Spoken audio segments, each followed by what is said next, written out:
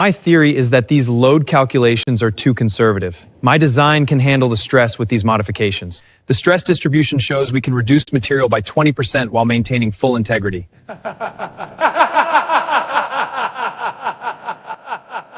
Security, please escort this man out. You people are making a mistake. You'll regret this. The laughter spread through the conference tent like a wave.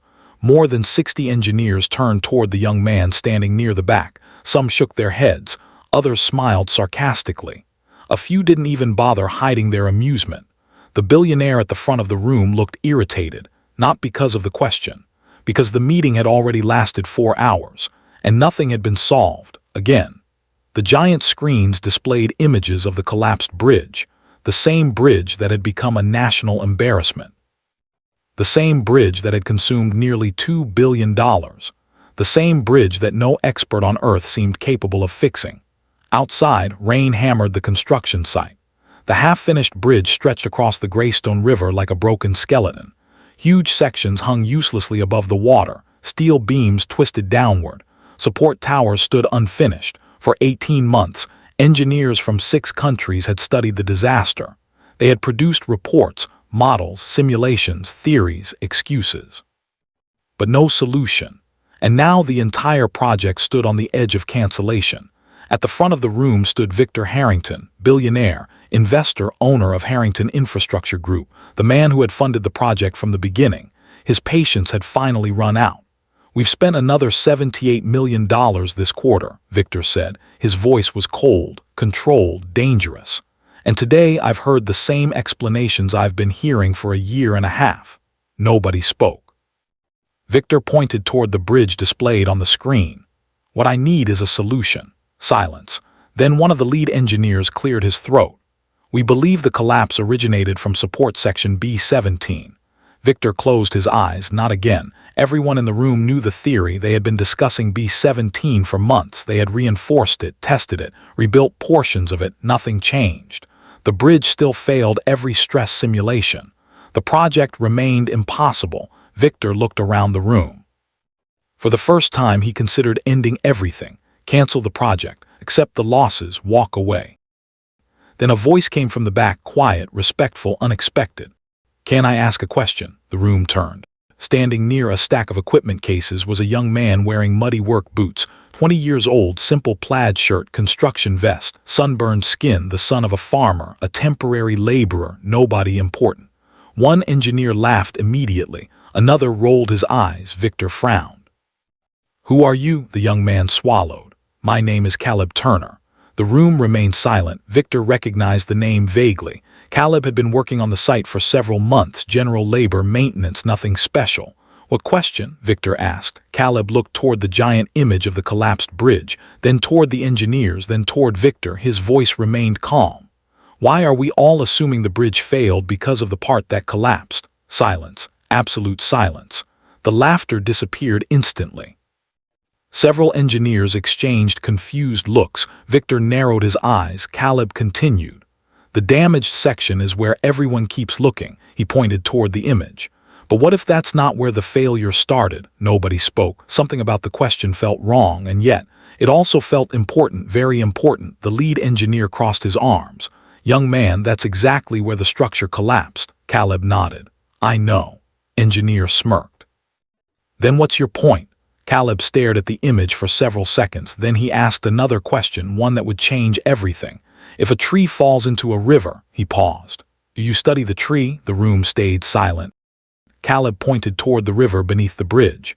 "Or do you study what pushed it over?" And suddenly, for the first time in 18 months, nobody in the room had an answer. 6 months earlier, a Greystone Bridge project represented the future. At least that was how newspapers described it. The bridge would connect 3 major regions, reduce transportation costs, create thousands of jobs, transform local economies. It would become the largest infrastructure project in the country's history. Victor Harrington loved projects like that, not because of the money. He already had more money than he could spend. Victor loved solving problems, building impossible things, creating landmarks that survived generations. At 58 years old, he had spent 3 decades transforming neglected regions into thriving economic centers. People called him ruthless, demanding, obsessed. They were all correct, which was why the bridge collapse nearly destroyed him. The disaster occurred on a cold autumn morning. Workers had just begun routine stress testing. Weather conditions were normal, wind speeds acceptable, everything appeared safe. Then alarms sounded. At first, nobody understood why. Sensors detected unusual pressure levels. Engineers checked the systems. Nothing obvious appeared wrong. Then one support section shifted, only slightly, barely noticeable, but enough. The movement triggered a chain reaction. Steel connections strained, load distributions changed. Support towers experienced unexpected stress. Within minutes, part of the bridge began collapsing. Workers evacuated immediately. Fortunately, nobody died. But the damage was catastrophic. Entire sections became unusable. Construction stopped instantly, and the mystery began. Initial investigation seemed simple. The failure appeared to originate from support section B. 17 engineers focused all attention there. They analyzed materials, examined welds, reviewed blueprints, checked calculations. Everything seemed correct. Nothing explained the collapse. Weeks passed. Then months. Experts arrived from across the world. Each produced new theories: foundation instability, structural vibration, material fatigue, design flaws, environmental stress. Every explanation sounded convincing. Until testing proved it wrong, again and again and again. Millions disappeared, deadlines vanished, public confidence collapsed, news networks mocked the project constantly, investors grew nervous, government officials demanded answers. Still, nobody could solve the problem. What frustrated Victor most wasn't the failure, it was the certainty. Every expert seemed absolutely convinced, until evidence proved them wrong. Then another expert arrived, equally confident, equally incorrect. 18 months later, the bridge remained unfinished. The mystery remained unsolved, and Victor Harrington began questioning whether the answer existed at all. Caleb Turner grew up 40 miles from Greystone River. His family owned a small farm, nothing impressive, just enough land to survive. Some years were good, others weren't. His father taught him something unusual when he was young: never trust the obvious answer, especially when everyone else already believes it. At 12 years old, Caleb helped repair irrigation systems. At 14, he rebuilt damaged fencing after floods. At 16, he spent entire summers studying how water moved across farmland. Most people never noticed water. Caleb always noticed it: the direction, the speed, the pressure, the patterns. His father often found him sitting beside streams for hours, watching, thinking, learning. "What are you looking at?" his father would ask. Caleb usually gave the same answer: "I'm trying to understand why it moves that way." People assumed Caleb wasn't ambitious. They were wrong. He simply paid attention to different things. After high school, college wasn't possible. The farm struggled financially. Every dollar mattered, so Caleb worked construction, repairs, equipment maintenance, whatever jobs he could find. When the Greystone Bridge project needed temporary workers, Caleb applied immediately. The pay was good, the work was steady. Most importantly, the bridge fascinated him, not the structure itself. The river. Every day before work, Caleb spent time observing the water. Workers thought it was strange. Engineers ignored him completely. That suited him fine, because while everyone else studied the bridge, Caleb studied what existed beneath it. The Greystone River behaved differently than most rivers. Its surface looked calm, predictable. But beneath the surface, strange currents moved constantly. Powerful currents, unusual currents. Sometimes Caleb noticed swirling patterns appearing far from expected locations. Other times, sections of water seemed to move against normal flow directions. Nobody else appeared interested. After all, they were building a bridge, not studying a river. Months passed. Then the collapse happened. Like everyone else, Caleb initially assumed the support section failed. The evidence seemed obvious, but something bothered him. The river changed after the collapse, not dramatically, just enough. The current shifted, patterns disappeared, new ones emerged. At first, Caleb ignored it. Then he noticed something else: old photographs, construction records, satellite images. The river had been changing for years, long before the bridge collapsed, slowly, quietly, almost invisibly. Nobody mentioned it. Nobody investigated it. Nobody seemed aware. because everyone focused on the bridge, exactly where the damage appeared, exactly where the failure became visible. But Caleb couldn't stop thinking about his father's lesson. Never trust the obvious answer, especially when everyone already believes it.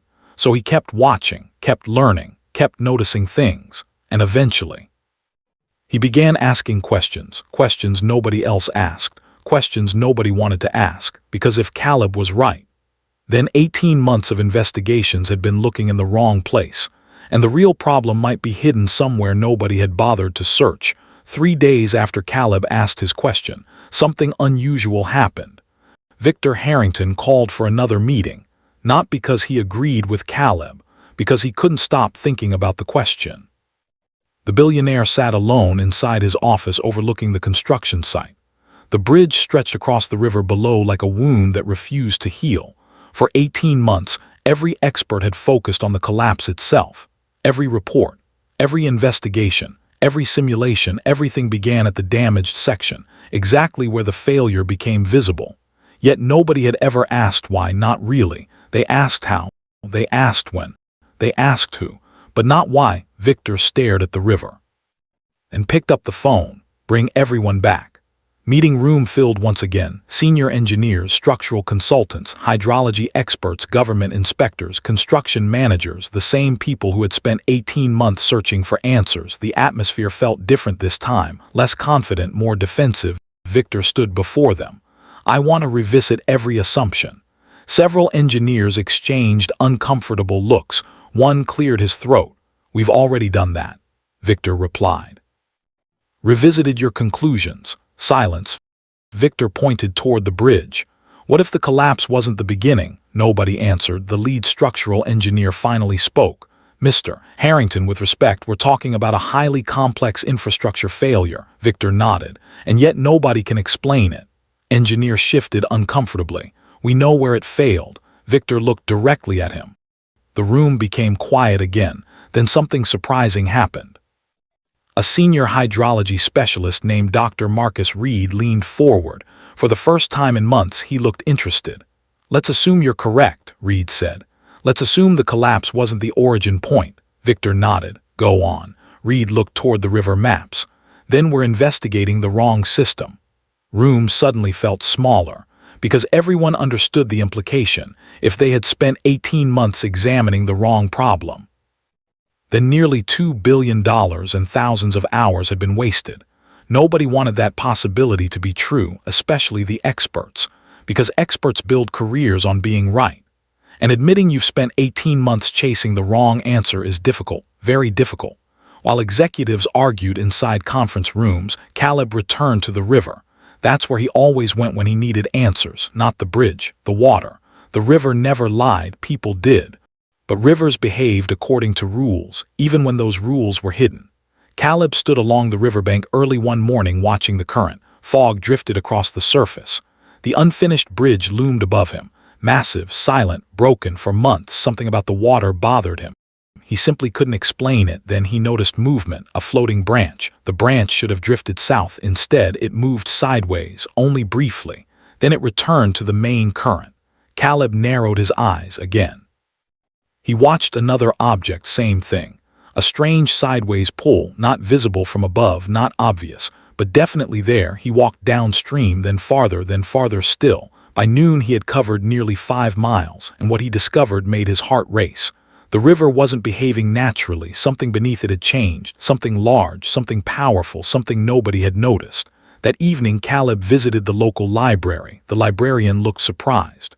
Research project, something like that. For 6 hours, Caleb examined old maps, historical surveys, river records, construction documents. Then he found it. A survey completed 21 years earlier. His eyes widened. The river channel had shifted, not recently, gradually, year by year. The movement was tiny, almost invisible, until measured across decades. Caleb sat back. Suddenly, several pieces began fitting together. The bridge wasn't simply crossing the river. It was crossing a river that no longer existed. At least not in the same form. Meanwhile, Dr. Marcus Reed had begun investigating his own theory. Unlike many experts, Reed wasn't arrogant. He cared about evidence. And Caleb's question bothered him too. 3 days later, Reed visited the river personally. The first thing he noticed was how little time engineers actually spent observing it.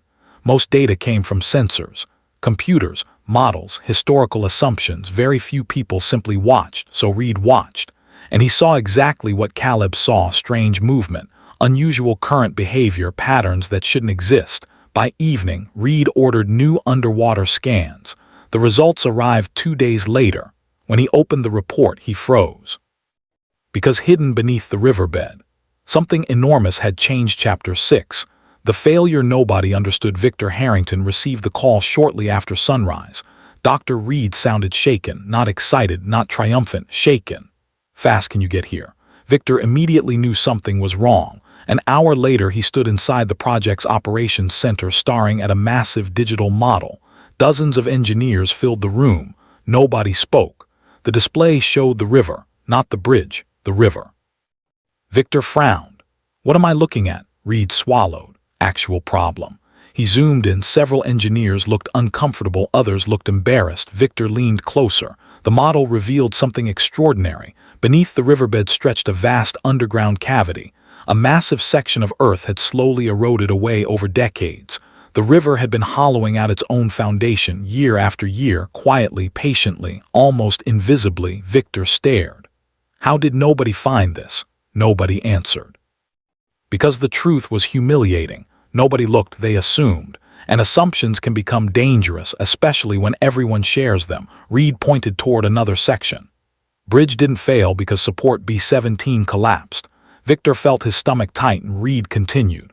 Support collapsed because the river changed beneath it. Room remained silent. The implications were enormous. Every repair attempt failed because engineers treated symptoms, not causes. They reinforced supports, strengthened steel, adjusted load distribution. But the real problem existed beneath everything, hidden underground, untouched, ignored. For 18 months, Victor sat down slowly. The realization hit him like a physical blow. They weren't rebuilding a damaged bridge. They were building on unstable ground that had been changing for decades. One engineer finally spoke. Can we fix it? Reed hesitated. That hesitation terrified everyone, because experts usually have answers, but this problem was different. Very different, maybe. Nobody liked that word, maybe. It sounded expensive, complicated, uncertain. Victor stared at the model. Long silence, then Reed answered, that depends. What? Reed looked toward the river, then toward the scans, then toward something nobody else considered. Person who noticed it first. Victor frowned. What do you mean? Reed took a deep breath. The farmer's son. Room fell silent again, because for the second time in 1 week, the least important person at the project had become the most important. And nobody knew what to do about it. Caleb had no idea any of this was happening. At that moment, he sat beside his father's old truck eating lunch. Mud covered his boots. His hands were dirty from work. His life remained exactly the same. Then a black SUV stopped beside him. 2 men stepped out. One wore an expensive suit. The other carried a briefcase. Caleb recognized the first man instantly. Victor Harrington. The billionaire himself. Caleb stood immediately confused. Victor walked toward him. For several seconds neither spoke. Finally Victor said, "How did you know?" Caleb blinked. "Know what?" "The river." Caleb looked embarrassed. "I didn't know." Victor frowned. "You just solved the biggest engineering mystery in the country." Caleb shook his head. "No." Victor looked confused. Caleb pointed toward the river. "I just noticed something didn't make sense." For a moment Victor simply stared at him, then slowly. The billionaire smiled, because after 18 months surrounded by experts, that was the smartest answer he had heard. For the next 2 weeks, Caleb Turner found himself in places he never expected to be: executive meetings, engineering reviews, technical briefings, rooms filled with people whose degrees covered entire walls, people who had spent decades building bridges, tunnels, and skyscrapers. At first, Caleb felt completely out of place. Every conversation seemed filled with terminology he barely understood: load displacement, hydrodynamic erosion, subsurface instability, geotechnical migration. The experts spoke a language he had never learned. Yet something strange kept happening. The more they explained the problem, the more Caleb noticed things they missed, not because he was smarter, because he was looking differently. One afternoon, Dr. Marcus Reed spread dozens of river scans across a conference table. The room was crowded. Victor Harrington sat at the head. Several senior engineers filled the remaining seats. Everyone studied the scans carefully, trying to find a solution, trying to save a project that had already consumed $2 billion. Finally, one engineer pointed toward a section of the riverbed. "We stabilized this area." Another disagreed. "No, we reinforced the western foundation." A third shook his head. "Neither will work." Debate continued for nearly an hour. Eventually, the room fell silent. Nobody agreed. Nobody knew. Then Victor looked toward Caleb. "What do you think?" The room immediately turned. Some engineers still hated that question. The idea that a farm boy might contribute where they had failed felt insulting. Caleb looked uncomfortable. He studied the scans carefully. Then he asked, "Can I see the oldest map, Doctor?" Reed handed it over. The room waited. Caleb compared the oldest survey to the newest one, then compared another, then another. His eyes narrowed. Something wasn't right. Something everyone kept ignoring. 5 minutes passed, then 10. Nobody interrupted him. Finally, Caleb placed all 4 maps side by side and asked a question, a simple question, the same kind of question his father used to ask. "Why are we trying to stop the river?" Silence. The room stared. Nobody understood. Caleb pointed at the maps. "The river has been moving for decades." He pointed again. "And every solution assumes we can force it back." Engineers exchanged looks. Caleb continued. "What if we're solving the wrong problem again?" Victor leaned forward. "Explain." Caleb swallowed. "River isn't broken." He pointed toward the bridge. "Bridges." Nobody spoke. For several seconds the room remained frozen. Then Dr. Reed slowly stood. His eyes moved between the maps, then the scans, then back to Caleb, and suddenly he saw it. The river wasn't the enemy. The river was doing exactly what rivers do, changing, adapting, moving. The bridge design assumed the river would remain fixed forever. That assumption was wrong. The problem wasn't how to control the river. The problem was how to build around its reality. And in that moment, the entire project changed direction. The next month became the most productive period in the history of the project. Not because of new technology, not because of larger budgets, because they finally understood the real problem once the correct question appeared. The answers followed. Engineers redesigned major sections of the bridge, not to resist the river, but to work with it. Flexible foundations replaced rigid assumptions. Adaptive support systems replaced fixed models. New construction methods allowed for future river movement. The design became smarter, stronger, more realistic. For the first time in 18 months, simulations succeeded, then they succeeded again. And again, the failures disappeared, the numbers improved, confidence returned, news spread quickly. Investors who once demanded cancellation suddenly became optimistic. Government officials resumed support. Construction crews returned with renewed energy. The impossible project finally had momentum. But something else happened too. People began talking about Caleb. At first it was quiet, a few conversations, a few rumors.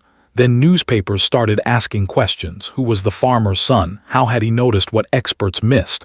What exactly had he done? The truth was difficult to explain, because Caleb never solved the problem directly. He solved something more important. He changed the question. And changing the question changed everything. One evening, Victor Harrington stood beside the river with Dr. Reed.